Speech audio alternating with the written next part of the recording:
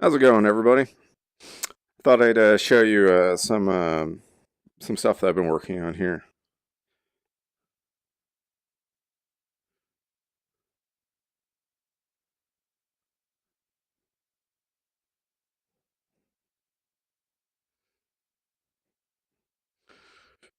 Yeah,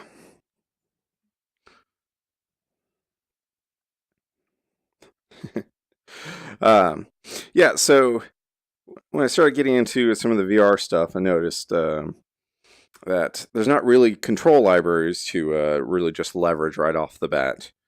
Um, so to that end, I've been trying to develop some control libraries that work with your hands inside this fantastic three-dimensional space. Um, So, uh, what I'm doing is just to describe my setup here a little bit. I'm working inside Unity 3D version 5. Um, I've got an Oculus Rift CV1 on my head here, and then I've got a Leap Motion attached to the front of it, which lets me see my hands here. Uh, okay, cool. Right on. So, one of the first things I did was to go after buttons. Uh, you know, I gotta say, buttons were actually a little bit more challenging than I originally thought they would be, because I didn't want to just like have this thing where if your finger just goes into a certain spot, then it's triggered and that's that.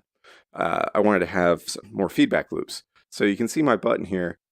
It it has some travel before it actually activates.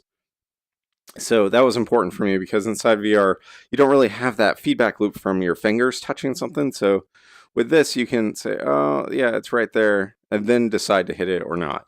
Also, you can see I've got a visual feedback where it turns a different color when I actually hit it. And it's also got auditory feedback. So when I hit it, you can hear it.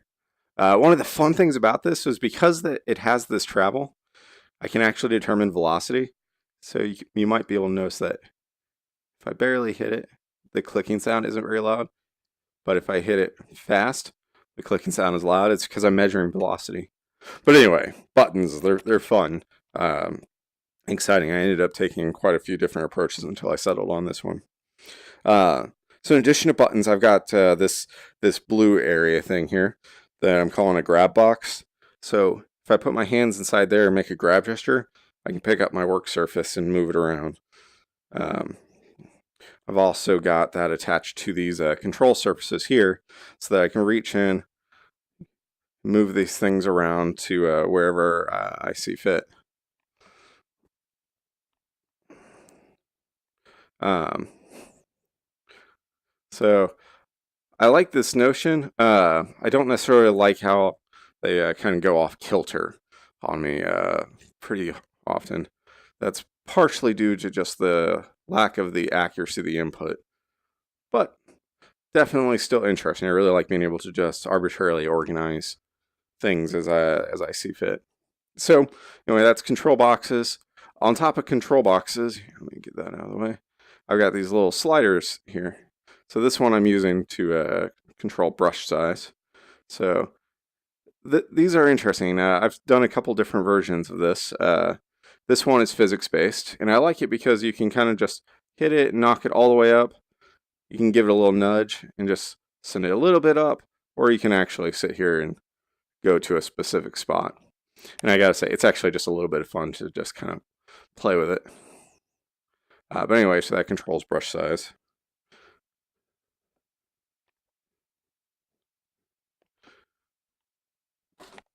Yeah, the real world is intruding. Yeah. So also, as far as the buttons go, I've got buttons attached to my hand. Now, this I think is very exciting. The notion of being able to put buttons actually on the user's body. Now, it's got to come with a grain of salt. I don't think you want to just put things everywhere on them because you'll have all this stuff stuck to you and you won't be able to get around. But nonetheless, I think there'll be some very interesting applications for that. Yeah, so otherwise, we've got a color picker here. So This has got another slider too, which we can use to change the hue. You've probably seen this sort of style color picker before. The way I've got it set up is if you make a pinch gesture inside this thing's general area, it'll move the selector relatively. And then we can use that to draw. And then I got this turntable here, which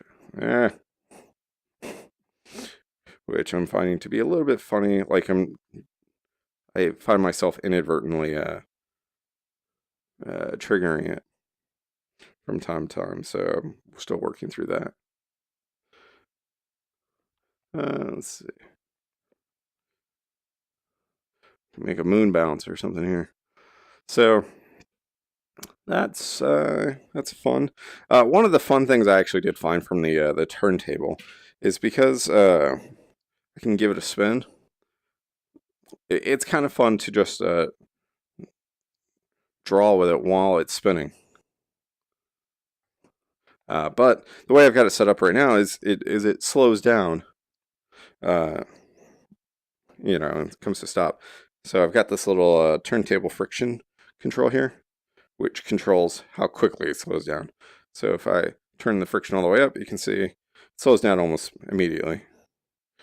But if I bring this all the way over here, I can give it a spin, and at this point it never slows down, which just serendipitously I discovered this is kind of fun. I can do spirals.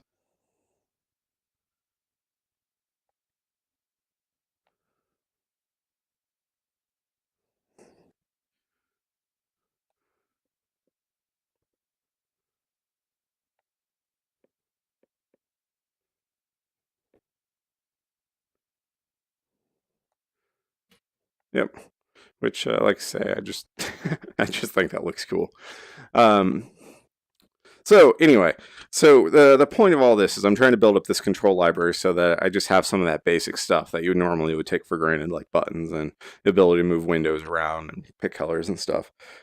So I'm hoping to actually distill all this stuff down, get my code cleaned up, and distilled down into a nice little asset package that I can throw up on GitHub so that you guys can see what it is that I'm doing over here.